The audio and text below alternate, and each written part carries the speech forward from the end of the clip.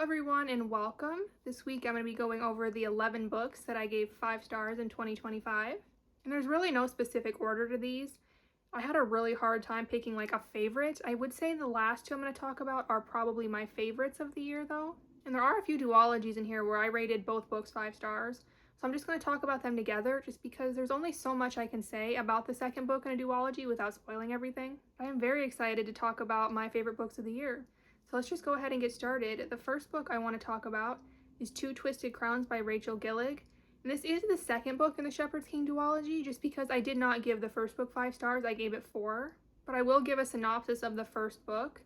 And in the first book, which is One Dark Window, we are following Elspeth, who had this infection as a child, and this infection gives you magical abilities. And anyone who had this infection was supposed to be reported, and then the King's Destriers come and take them to the dungeons and get rid of them. But the only people that knew Elspeth was infected were her family. And so she goes unreported, and even her family thinks she just somehow didn't get magical abilities, but she did. She has this nightmare that lives in her head. And there's also these Providence cards that anyone can use, and they give you magic. But there is a limited number of them, so they are very rare and valuable.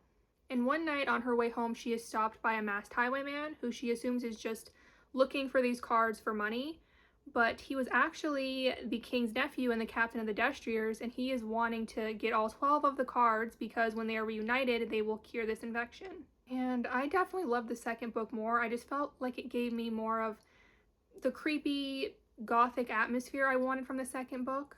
I also preferred the multi-POV we got in the second book. The first book was only one POV, I believe. The second book had 3 or 4, and it gave me a whole new appreciation for some of the side characters, and one of the side characters even ended up being probably my favorite character in the book. I also love the magic system in this. I think it was really unique with the infection and the cards and how there is consequences for this magic. Like each person with the illness ends up getting a consequence that's unique to them. These cards each have their own unique consequence for using them too long. But I definitely recommend this if you would enjoy a book with a creepy gothic atmosphere, a unique magic system, and a good cast of side characters. Alright, so the second book I want to talk about is A Court of Mist and Fury.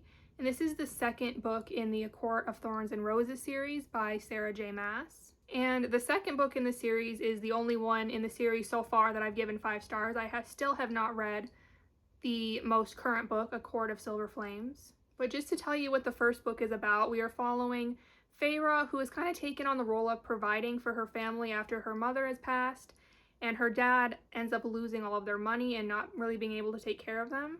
And one day she is in the woods hunting, and she ends up shooting this wolf that ends up actually being a fae in disguise. And the High Lord of the court that this fae is from comes to her house and takes her away to the Fae lands as punishment. And like I said, this was definitely my favorite of the series so far. I love the addition of some new side characters we get in this one. They end up being some of my favorite characters. No, actually my favorite characters in this series. We also got some really big changes in our main character that I think were fun to see. I love the new setting that we get to explore in this one. And there were definitely some crazy twists and turns in this one that had me hooked. Alright, and then next up, I want to talk about The Apple Tree by Kayla Rose. And in this one, we are following Drew throughout her late teens and early 20s, just kind of on her life journey. And she has this childhood best friend named River, who she loses contact with after high school because she ends up going to college and he surprises her and tells her that he is going off traveling. But they make this agreement where they go to this apple tree that they both love to hang out at, and they leave some notes there that they're going to come back to in 12 years when they are 30 and read together. And honestly, this one's really hard to talk about. I don't even know if I necessarily recommend it. Like, I gave it 5 stars, but this book is an emotional roller coaster, and I warn you, if you're going to read this, be prepared for that. I was not. It's the kind of book that has more of a bittersweet ending. It's not like a happily ever after necessarily.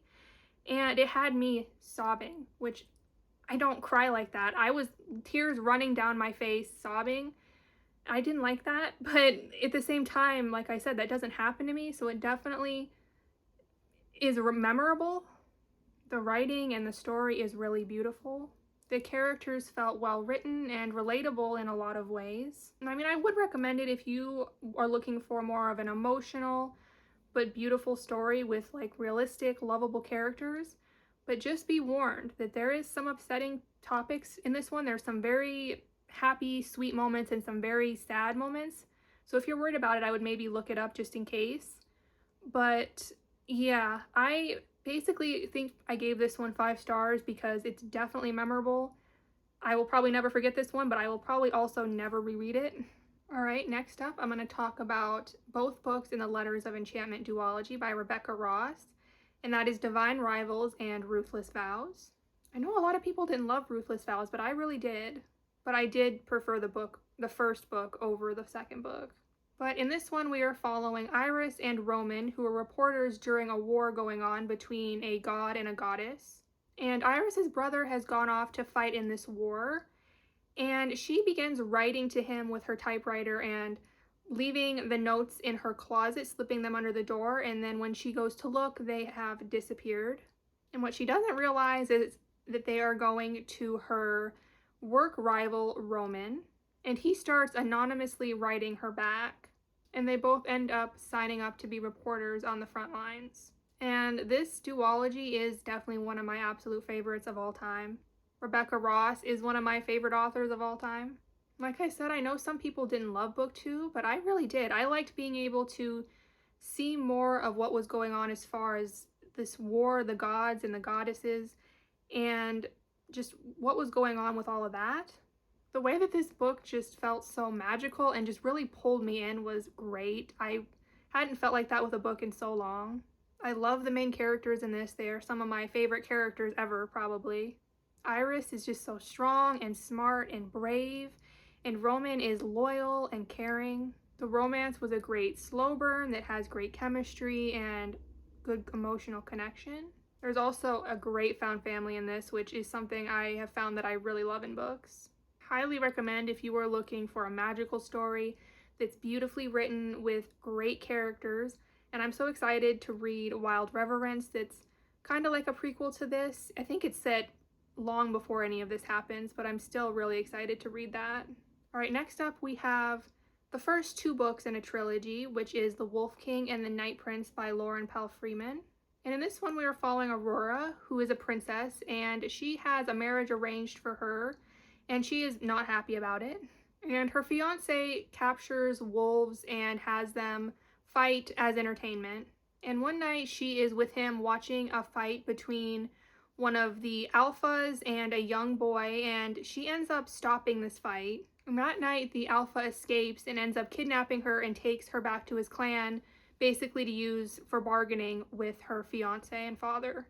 And I did not expect to even really like this, let alone to love it the way that I did, because I was doing like a readathon or something and this just fit a prompt.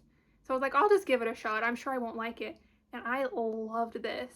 This book had me entranced from the first chapter, and I thought of nothing else. Like usually when I'm reading a book, I'm already thinking kind of like what I want to read next. That doesn't mean I don't like it, but I just am already kind of planning ahead. And in this one, I could think of nothing but this book, this series. I did like the second book a little bit more than the first, just because we got more character development and we ended up getting more characters as well that I think I'm going to end up really liking. This does have a love triangle, so if you don't like that, this probably isn't for you, but I don't mind it. And this is a good one, I feel, because I like both of the options, and I do have a feeling I know who she's going to go with, but it could really go either way still, I feel. I believe the 3rd and final book comes out sometime this year, and I'm so excited. I cannot wait to find out how this all ends up. And I definitely recommend this if you like werewolves and love triangles and books that will definitely have your attention. So next up, I have another duology by Rebecca Ross, and this is A River Enchanted and A Fire Endless. And I believe it's called the Elements of Cadence duology. And in this one, we are following Jack, who is returning to his home, Tamerlane, on the Isle of Cadence, after he was summoned from the university on the mainland. And he has been called back to the Isle because they're hoping he can solve some disappearances of some young girls, because they believe that the spirits of the Isle are responsible for taking these girls. And the only way to get them to manifest is through a bard's music, and he is studying to play the harp at university.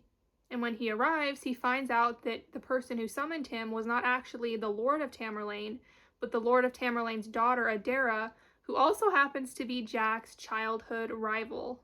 And they end up working together to try to figure all of this out. And I just love this. I just think Rebecca Ross's writing style is so beautiful and magical. The world just felt so alive and like a character itself. I loved seeing the spirits of the Isle and how involved they really are in just day-to-day life. I really liked the magic system in this one. People wield magic through their craft, like Jack's music, or people make clothes with enchantments, weapons with enchantments, things like that. This is a multi-POV, and I loved every POV. Side characters in this are really great. They were probably my favorite characters, Torrin and Sidra specifically. And Torrin is Adara's cousin and the captain of the guard. And Sidra is his wife, and she is a healer. And their journeys, both as a couple and separately, were so beautiful, and I really enjoyed their characters. Both of these romances were great. I did prefer Torrin and Sidra, but I loved both. And I just felt like the male partners were really great. Like, they just were really supportive and caring for their partners, and I loved seeing that. And I recommend this if you think you would like a book with elemental fae that really make this world feel alive, a great cast of characters, and an interesting magic system. All right, the next book I want to talk about is Don't Let the Forest In by C.G. Drews. And this was the first horror book I've ever read, so I wasn't sure what to expect, but I loved this. And in this one, we are following Andrew, who goes to this elite private high school. And when he arrives for his senior year, his best friend Thomas has blood on his sleeve. He's acting really weird. And then it is later found out that Thomas's parents have disappeared. And like I said, it was kind of hard for me to judge this one accurately just because it is the first horror book I've ever read. But I loved it, and I'm squeamish. I am not good with gore. And this one didn't bother me. I didn't feel like it was ever too much for me. It is a YA horror, so that helps. But there definitely are still some gruesome moments. The setting with this elite academy and this creepy dark forest gave a great atmosphere, as well as some illustrations that were in the book that I didn't know were going to be there. I really liked those. The writing was beautiful. I thought the characters were well fleshed out, and I thought the relationships between the characters were also really well done. Like, we have Andrew, who was more introverted and non-confrontational, and then we have Thomas, who was more confrontational and confident, and I just really liked seeing how their dynamic worked.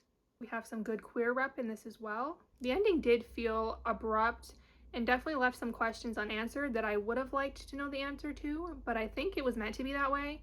Like, in the acknowledgments, it says something like, if you have finished this book and are staring at the wall, then that's how it's supposed to be, something like that. So I think we're supposed to just be left wondering what exactly is happening. And I still feel like the story wrapped up well. And I would definitely recommend this if you would be interested in a beautiful, haunting YA horror. And lastly, I have Blood Over Brighthaven by M.L. Wong. And in this one, we are following Sayana, who is the first ever female High Mage. And once she starts at the High Magistry, there are some guys that are upset about there being a female High Mage, so as a joke, I guess, they assign her the janitor as her assistant. And the janitor, Tommel, is a part of one of the indigenous tribes that come from outside of this magical dome that this town is in. And this dome is meant to protect from the blight that's going on outside of it and the horribly cold winters. And the indigenous people that move into this town are treated terribly and looked down on. But Sayana and Tom will end up making a pretty good team, and then they uncover some long hidden secrets. And I thought this book was incredible. I think I'm going to be thinking about this book for a long time. There was intricate world building and intricate magic system. The magic system was like these typewriters where they write up multiple spells that all work together, and then the typewriters source energy and create the spell. And they use these to do everything basically to power their town. This book also had good discussions on things like racism, misogyny, classism, religion. We had good questions like, what does it really mean to be a good person? I thought there was good character development in this. We had a not so great main character who we see grow and eventually become self-aware, but she's never really fully redeemable in my opinion. We also do occasionally get Tommel's POV, and I really enjoyed his POV. I wish we could have got more of him. But this definitely had a gripping plot with hard-hitting reveals. But I really loved this, and I would definitely recommend if you are wanting an academic, sci-fi, fantasy with some good discussions, good character development, and intricate world building and magic. But that is all of my 5 stars from 2025. Let me know in the comments down below what were some of your 5 stars of 2025. I would love to know. But I hope you all enjoyed this video, and if you did, please leave a like and subscribe. I would really appreciate it, and I hope to see you all in the next one.